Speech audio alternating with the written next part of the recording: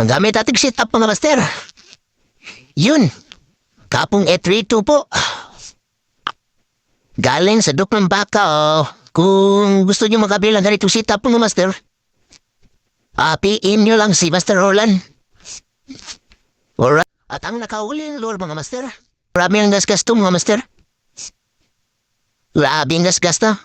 Kawawang lure. Alright, ang gamit ko natin reel mga master, 4,000.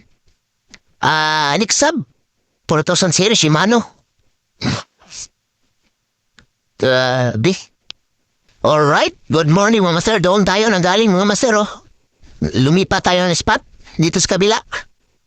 Dito. Yun. Alright, good morning mga master. Mapagpalang araw sa inyong lahat dyan. Alright, ablisingan po tayo ngayon mga master. May isang balo tayo mga master. Ita po sa inyo